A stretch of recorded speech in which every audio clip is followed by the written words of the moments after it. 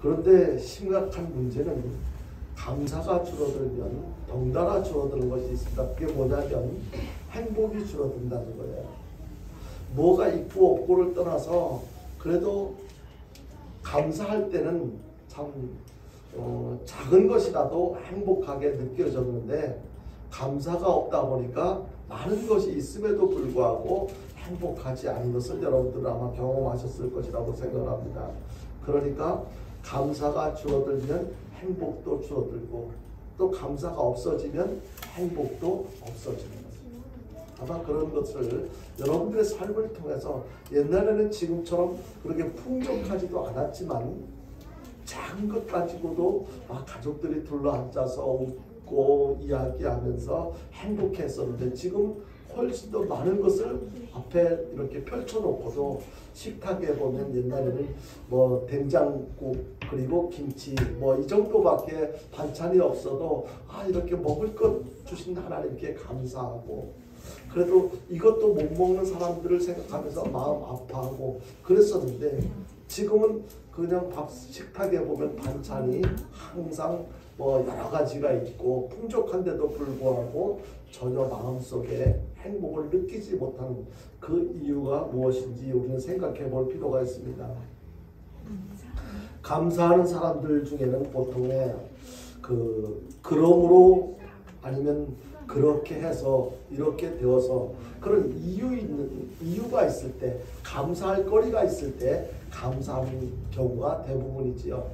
그러니까 나는 없었는데 뭐 이런 게 생겼어 또는 뭐 이렇게 연약했었는데 건강해졌어 아니면 자녀들이 취업을 하게 됐어 대학교에 가게 됐어 그런 감사할 수 있는 요소가 생겼을 때 그렇다고 확인되어졌을 때 감사를 표현할 때가 참 많이 있습니다. 그런데 가끔은요 그럼에도 불구하고 그런 것이 없어도 내가 필요한 것이 없어도 원하는 대로 잘 안 돼도 불구하고 그럼에도 불구하고 감사하는 경우가 있습니다. 간절히 바라기는요 이런 것은 절대적인 감사인데 우리 단비교회를 출석하며 신앙생활하는 우리 모든 성도들은요 무엇이 잘 돼서 무엇이 있어서 어떤 이유로 인해서 이렇게 조건적인 감사하는 자가 아니라 무엇이 잘 안 돼도 문제가 많아도 여전히 아프고 힘들어도 그럼에도 불구하고 감사하는 절대 감사의 신앙인들로 살아가는 저와 여러분들 될 수 있기를 주님의 이름으로 축원드립니다. 적어도 신앙인이라면 그래야 돼요. 세상 사람들은 그런 조건 따져서 그런 이유가 확인되어졌을 때 감사하지만 진짜 믿음 있는 사람이라면 하나님께서 영원히 죽을 수밖에 없었던 나를 사랑해 주시고 선택해 주시고 구원해 주신 그 한 가지 이유만으로도 이유 불문하고 무조건적인 절대적인 감사를 실천하면서 살아가야 될 줄로 믿으시길 바랍니다. 오늘은 2022년 추수감사주일로 지키는 날인데요. 지난 한 해 동안 감사한 일들을 찾아내서 조건적인 감사, 그러므로 감사 예배를 드린다면 그것으로도 하나님께서는 기뻐하실 수 있을 거예요. 왜냐하면 그렇지 못한 사람들도 많이 있기 때문에 많이 하나님께서 은혜를 베풀어 주셨음에도 불구하고 그것을 깨닫지 못하고 아무런 반응도 안 보이고 살아가는 사람들이 많은데 그런데 하나님께서 나 안 아프게 해주셔서 감사해요. 먹을 것 주셔서 감사해요. 이런 대로 좋은 일 허락해 주셔서 감사해요. 그걸 알고 감사한다면 하나님께서 얼마나 기뻐하시겠습니까? 그런데요. 한 걸음 더 나아가서 그럼에도 불구하고 나는 이런 것들이 필요했었는데 이런 것들이 없어서 지금도 힘들어요. 나는 육신적으로 연약해서 너무너무 힘들어요. 아파요. 그렇게 나에게 필요한 어려운 문제가 해결되지 않고 필요한 것이 허락되어지지 않았음에도 불구하고 하나님 아직도 내가 하나님의 자녀인 것을 하나님이 나의 아버지 되심을 고백할 수 있는 믿음을 주신 것 그 믿음을 잃지 않고 살아가게 하신 것을 감사합니다. 이러한 절대적인 감사로 하나님 앞에 예배를 드린다면 하나님께서 조건적인 감사로 예배를 드리는 것도 기뻐하시지만 무조건적인 절대적인 감사로 하나님 앞에 예배드릴 때 하나님께서는 더 크게 기뻐하실 줄로 믿으시길 바랍니다. 거듭 말씀드리지만요, 우리는 하루 이틀 신앙생활하는 사람들이 아니잖아요. 이제는 누가 뭐래도 어떤 폭풍과 몰아친다 할지라도 흔들림 없이 믿음을 지켜갈 수 있는 그런 확실한 구원받은 자들이잖아요.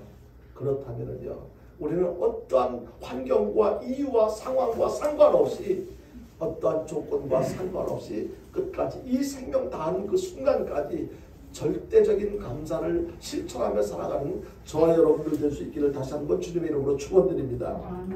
우리에게는 절대적인 감사의 삶이 되어야 하는데요, 하나님의 사랑을 바로 믿는다면, 하나님께서 나를 얼마나 많이 사랑하시는지 변함없이 지금도 사랑하고 계신다는 사실을 인정하고 믿는다면 우리는 그렇게 할 수가 있습니다.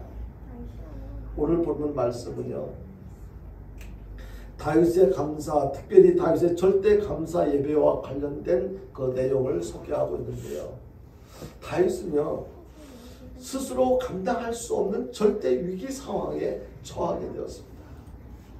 그냥 아무 문제가 없을 때는 누구나 감사하다는 표현을 잘 할 수 있을 거예요. 그런데 다윗은 절대 위기 상황, 그러니까 스스로는 그 위기를 극복할 수 없는, 헤쳐나갈 수 없는 그런 위기 상황에서 다윗은 어떻게 표현했는지 그 내용을 살펴보면서 이것이 정말로 절대 믿음, 절대 감사구나.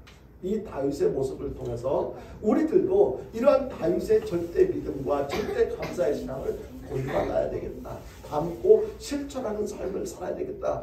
귀한 깨달을 있는 시간이 될 수 있기를 바랍니다. 이러한 다윗의 절대 위기 상황 속에서 다윗은 어떻게 합니까? 오늘 본문 말씀에서 소개를 하고 있는데요, 인생은 살다 보면 누구나 삶의 위기를 겪게 됩니다. 그러나 위기에 대처하는 자세는 사람마다 다릅니다. 다윗은 어떻게 했는가? 오늘 본문 3절에서 이렇게 말씀합니다. 본문 3절을 다시 한번 보겠습니다. 같이 봅니다. 시작. 낯선 자들이 일어나 나를 치고 포악한 자들이 나의 생명을 수색하며 하나님을 자기 앞에 두지 아니하였습니다. 여기 보면은 그냥 이 말씀을 문자적으로 그냥 읽다 보면 별로 이게 무슨 뜻이야 이렇게 생각할 수가 있습니다.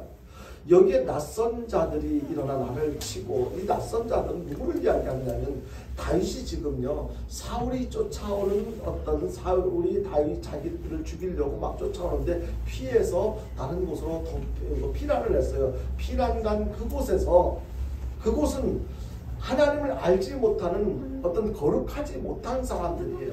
그런 사람들이 다윗을 지금 힘들게 하고 있는 장면을 이야기하고 있는 거예요. 다윗이 그 사울을 피해서 도망간 그곳에서 낯선 자들이 일어나서 다윗을 치고 있다고 그렇게 표현하고, 거기에 그 다음에 포악한 자들이 나의 생명을 수색하며, 포악한 자들은 누굽니까? 다윗을 잡아 죽이려고 쫓아오는 그 사울의 패거리들, 사울의 일당들이 지금 다윗을 찾아서 쫓아와서 막 수색하는 그런 장면. 그러면 얼마나 위기여서 무엇을 피해서, 사울의 군대를 피해서 도망가는데 그곳 사람들에게 어려움을 겪고 있습니다. 지금 사울의 패거리들은 다윗을 지금 막 쫓아오고 있어요. 얼마나 절대절명의 위기 상황을 맞이하게 된 거예요.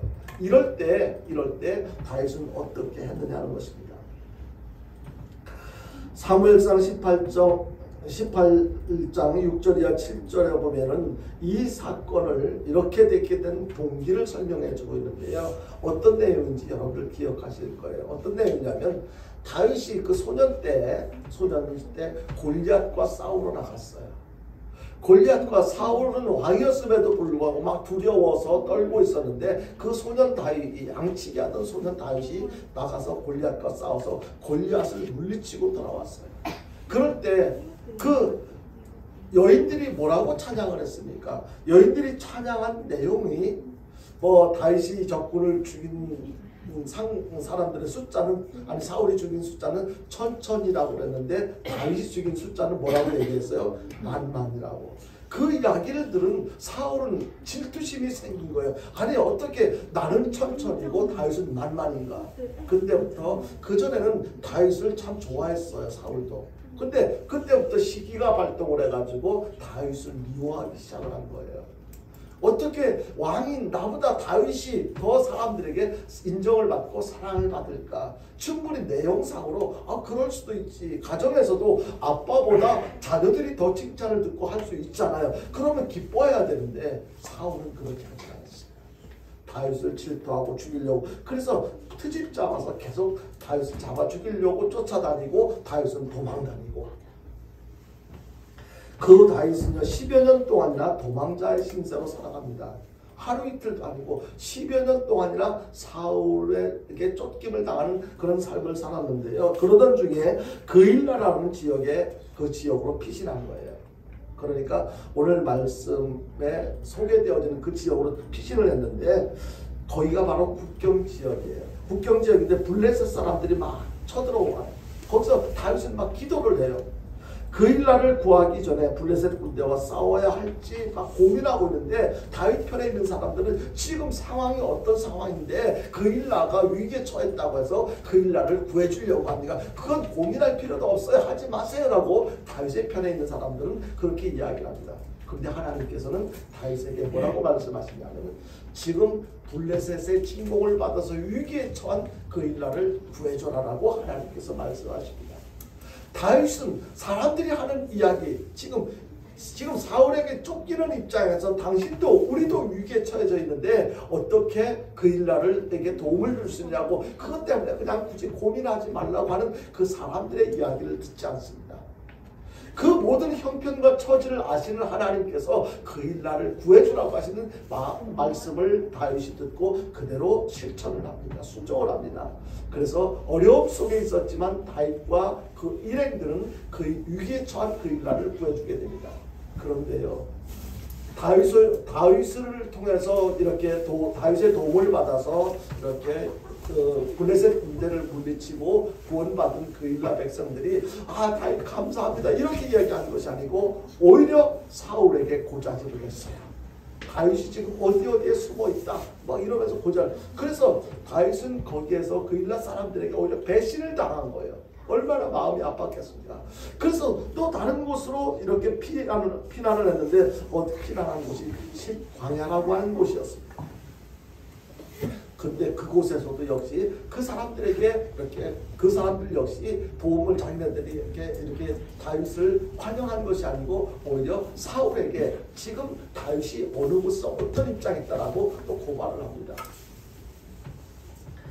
다윗은 급히 광야로 피신해서 이렇게 피신했지만 또 다른 어려움을 겪게 되는데 이 다윗과 그의 사람들은 사울 왕 군대에게 이렇게 포위를 당하게 된 거예요.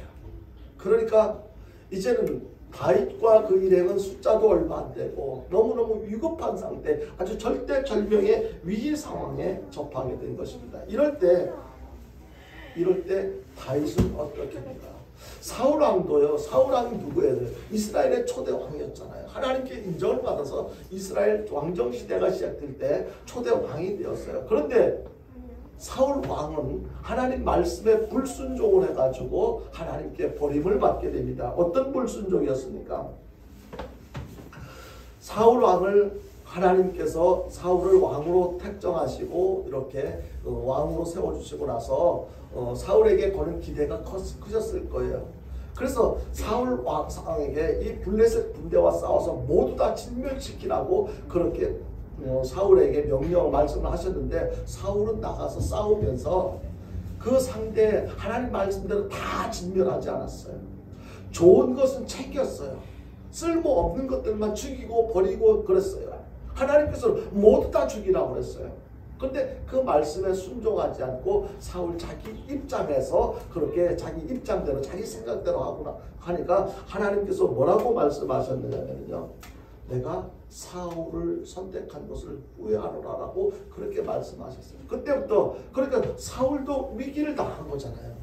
하나님께 선택받아서 이스라엘 왕이 되었는데 하나님께 버림을 받게 됐어요. 하나님께서 자신을 왕으로 세운 것을 후회할 수밖에 없는 그런 상황에 접하고 나니까 절대적인 위기에 처한 거예요. 근데 여기서 우리가 생각해 볼 필요가 있는 것은요, 사울은 스스로 자기가 위기를 자초한 거예요. 자기가 잘못해서 위기를 겪은 거예요.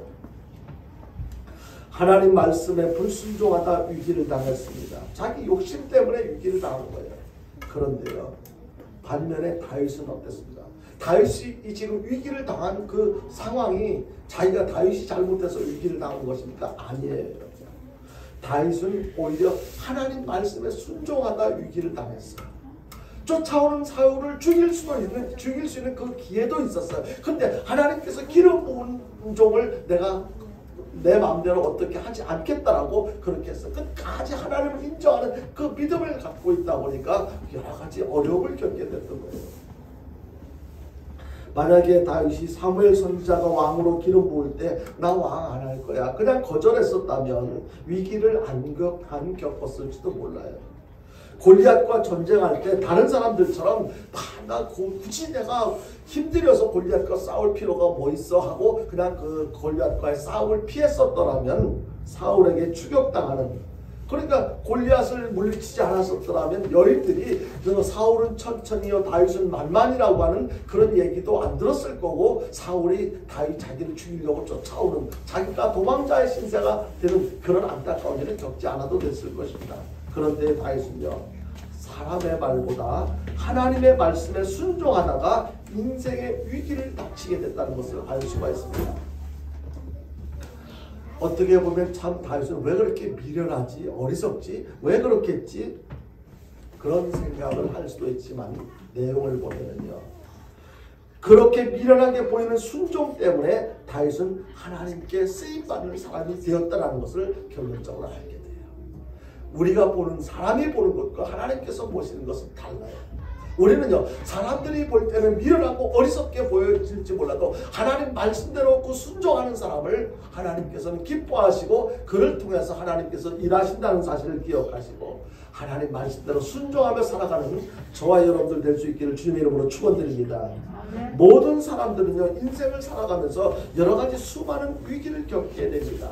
아마 여러분들도 예외는 아닐 거예요. 여러분들은 왜 위기를 겪습니까? 하나님 말씀대로 순종하다가 겪게 되는 위기입니까? 아니면 사울처럼 하나님 말씀대로 순종하는 것이 아니고 내 욕심대로 내가 원하는 것을 하려고 하다가 겪게 되는 위기입니까? 살펴볼 필요가 있습니다. 그리고 위기를 겪게 될 때 우리는 어떻게 처신합니까? 사울처럼 변명합니까? 아니면 자기 나름대로 이러이러한 이유 때문에 이렇게 했습니다라고 합리화시키려고 발버둥을 칩니까? 아니면 다윗처럼 그대로 자기가 잘못한 것은 다윗도 잘못해서 정말 어려움을 겪었을 때가 있었잖아요. 그럴 때 자기는 아니에요, 그거 어쩔 수 없지, 나도 인간이기 때문에 어떻게 벌거벗은 여인을 보고 아무런 감정도 없이 그대로 있을 수가 있어요. 그렇게 변명하지 않았어요. 다윗은 그 지적을 받았을 때, 지적을 받기 전에 깨닫지 못했던 인간적인 욕망이었다 할지라도 그것을 그대로 인정하면서 침상이 다 젖도록 하나님 앞에 회개를 했어요. 우리는 위기를 만났을 때 다윗처럼 임했나, 아니면 사울처럼 그 위기에 임하고 있나? 지금은요, 세계적으로 그리고 우리나라가 총체적 위기라는 사실을 여러분들이 확인하시면서 살아가고 계실 것입니다. 위기를 만난 사람들이 참 많습니다. 이러한 위기 상황에서 예수님을 믿는 우리는 어떻게 해야 되는지. 다윗이 절대 위기 속에서 무엇을 합니까? 배신감에 어떻게 내가 도움을 줬는데 어떻게 나를 배신할 수 있어 라고 그렇게 불평하거나 짜증을 내지 않습니다. 그렇다고 해서 절망하거나 낙심하지도 않았습니다. 누구를 원망하지도 않았습니다. 다윗은 이러한 위기 상황에서 무엇을 했습니까? 하나님 앞에 기도했습니다. 이것이 바로 위기를 처한 하나님의 자녀들이 취해야 할 태도라는 것을 우리는 깨닫게 되는 것입니다. 너무 위급해서 사람을 찾지 않고 하나님을 찾았습니다. 아니 어떻게 사람인데 위급하면 당황하면서 사람을 찾아야지 그것이 마땅한 것이 아닌가, 사람이라면 그럴 수밖에 없지 않는가, 이렇게 말할 수도 있을지 몰라도 다윗은 그렇게 하지 않았어요. 하나님을 찾았습니다. 하나님 앞에 무릎을 꿇었습니다. 이것을 보면은요, 정말 다윗이 잘한 일일까? 아니면 왜 그렇게 바보처럼 했어? 이렇게 생각할 수도 있겠지만 다윗이 행한 일이 잘한 일이라면 우리도 그렇게 해야 되지 않겠습니까? 다윗이 그 위기 상황에서 사람을 찾지 않고 문제 해결을 하려고 인간의 방법을 동원하지 않고 하나님 앞에 무릎을 꿇고 기도했다면 나는 그렇게 왜 하지 못했지? 이제부터라도 그렇게 해야 되겠구나. 그렇게 우리는 다짐을 하고 앞으로 상황이 어떤 그런 위기의 상황이 펼쳐졌을 때 행동이 달라져야만 할 것입니다.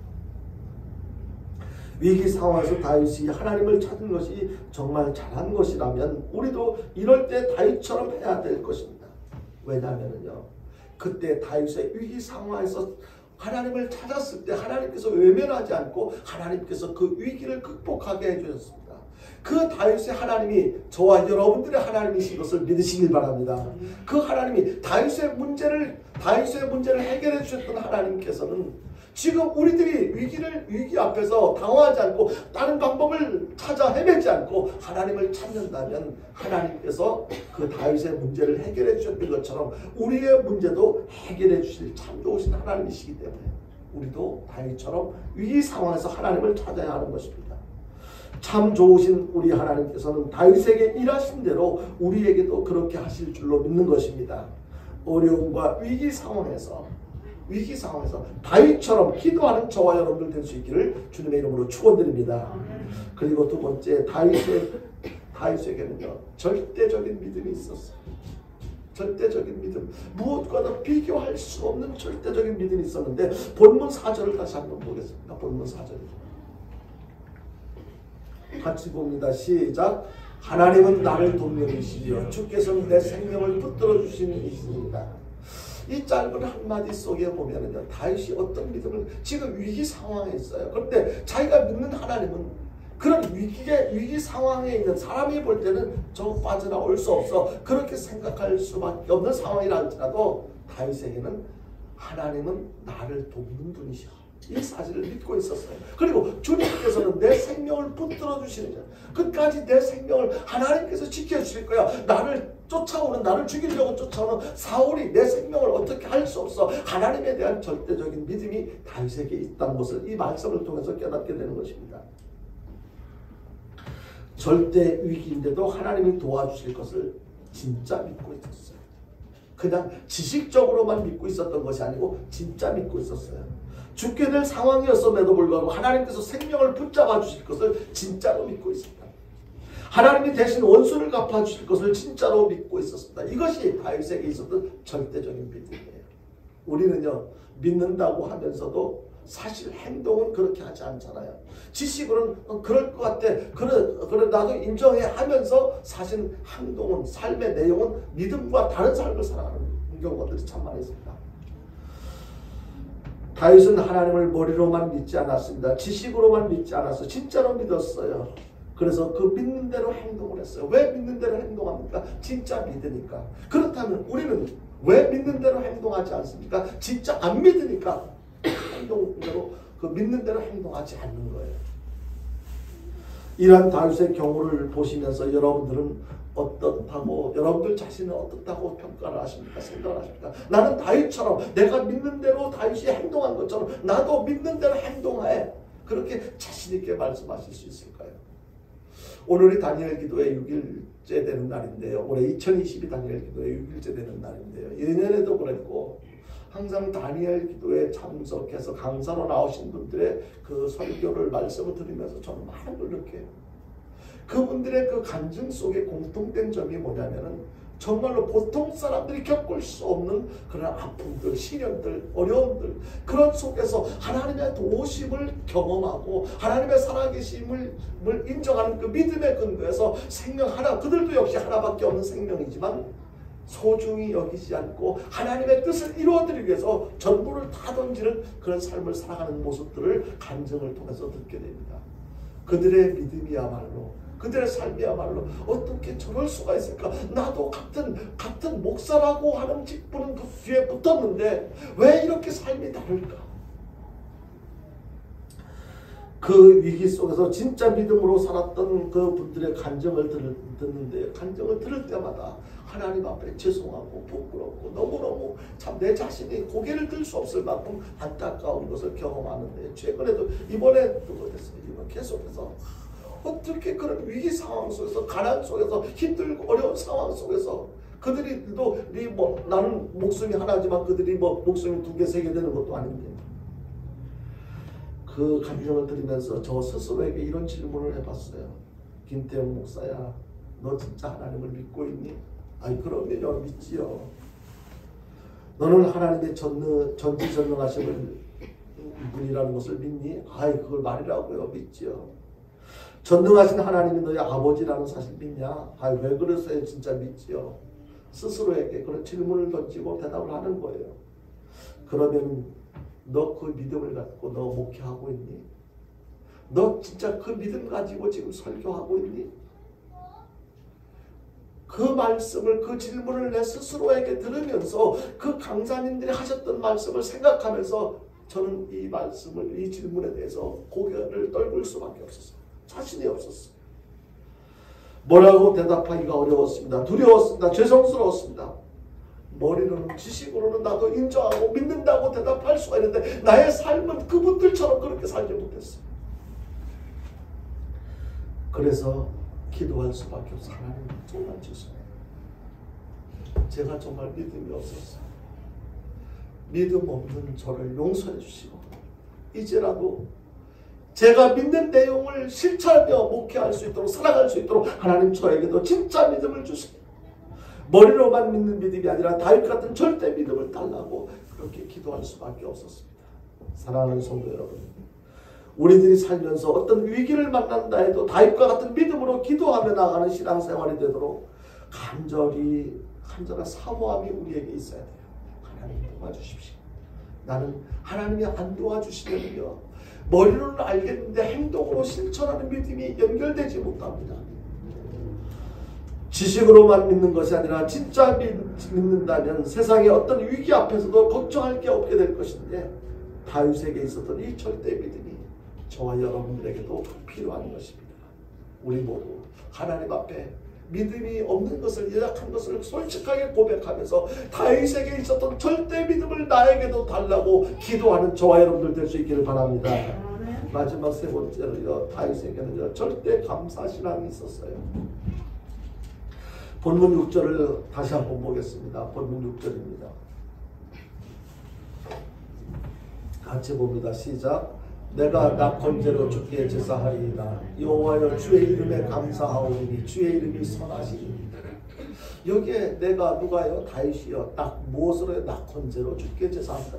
주께 예배드리는데, 낙헌제가 뭐예요?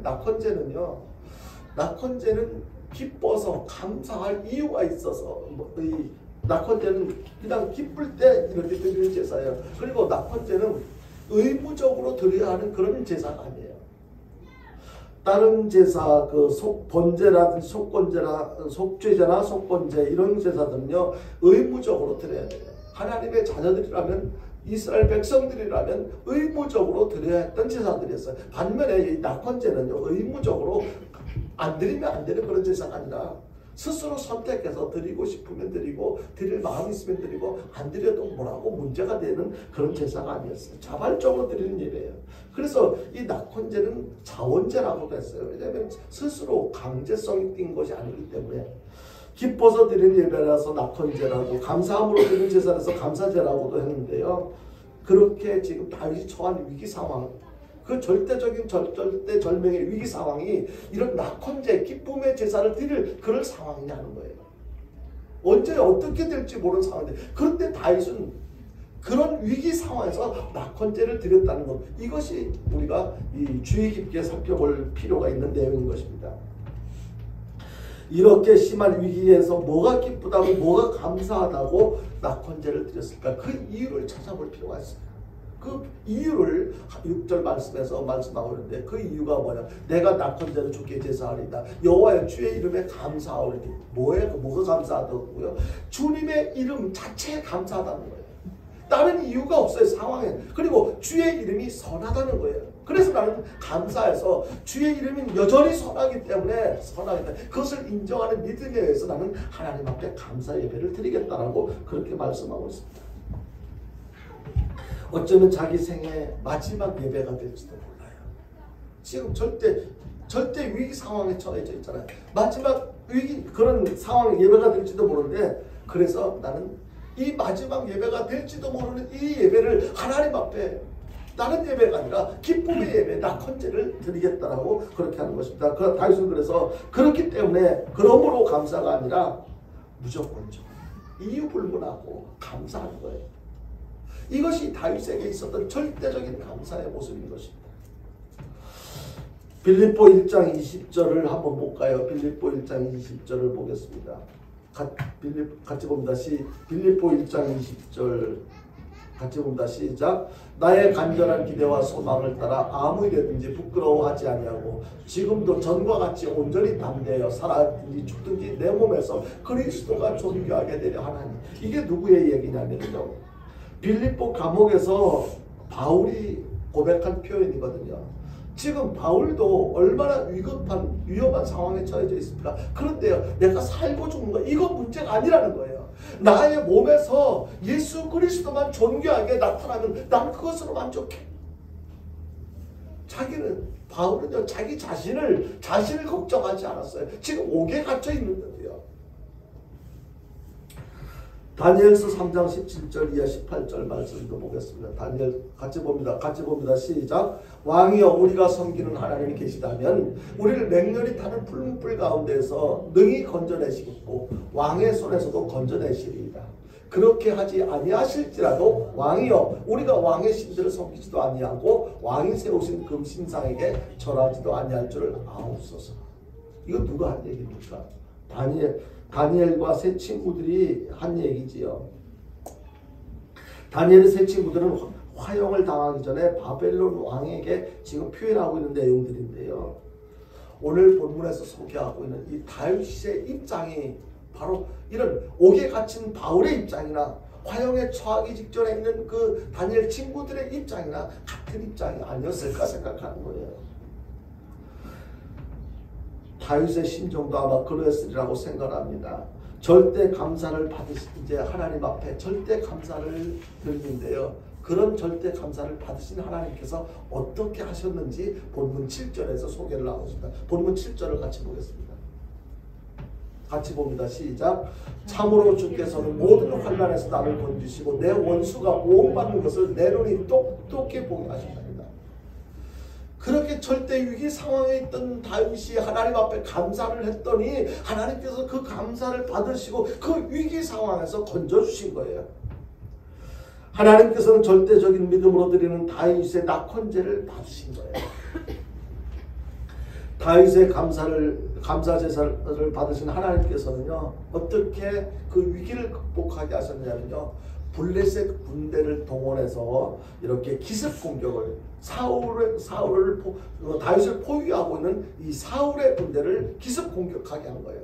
그러니까 갑자기 다윗을 잡으려고 다윗을 포위를 하긴 했었지만 블레셋 군대의 기습 공격을 받고 나니까 사울이 당황하게 됐어요. 그들과 대항해서 싸울 수밖에 없는 상황이 돼버린 거예요.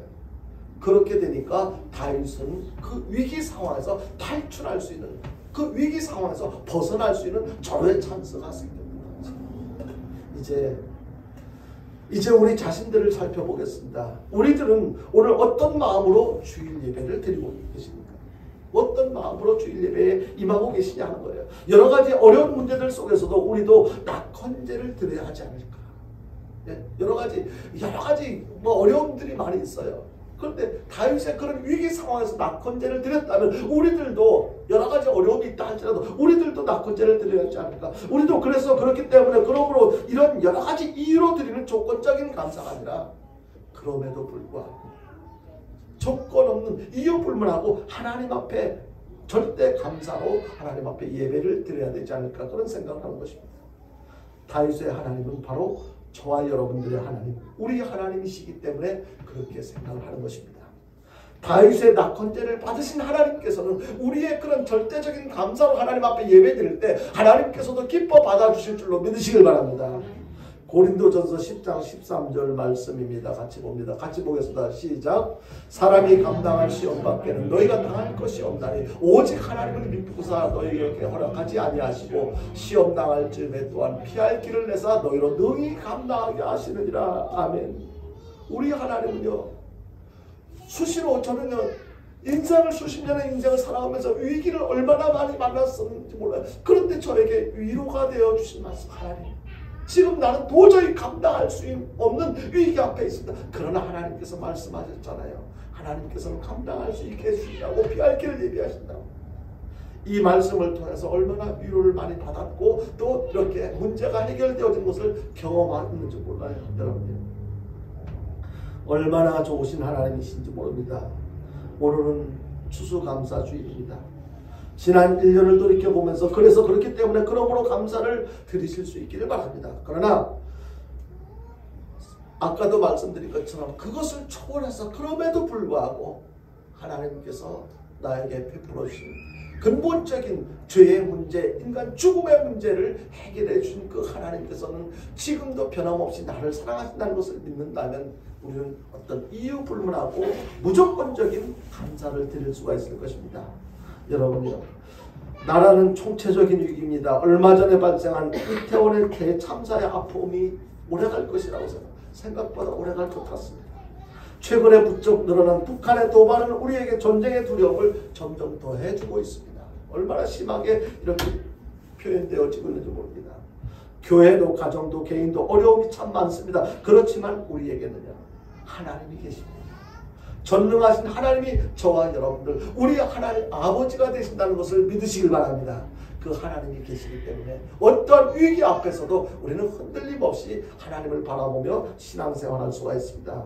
어떤 어려움 속에서 있다 할지라도 결코 두려워하지 말고 우리는 무엇을 하면 됩니까? 하나님을 찾고 하나님 앞에 기도하면 되는 것입니다. 그래서 그러므로 감사를 초월해서 절대 감사, 그럼에도 불구하고의 감사를 드리며 살아갈 때 그 감사를 하나님께서 받으시고 위기 앞에서, 문제 앞에서 문제를, 모든 것을 해결해 주시고 평탄한 길, 하늘나라 갈 때까지 우리와 함께 해주실 하나님과 함께 동행하게 될 줄로 여러분들 믿으시길 바랍니다. 그렇게 한다면 다윗에게 역사하신 참 좋은 하나님께서는 오늘 우리에게도 똑같이 역사하실 것입니다. 아무쪼록 다윗과 같이 절대 믿음, 절대 감사 생활을 통해서 날마다 하나님의 일하심을 경험하며 살아가는 저와 여러분이 될 수 있게 되기를 주님의 이름으로 축원드립니다.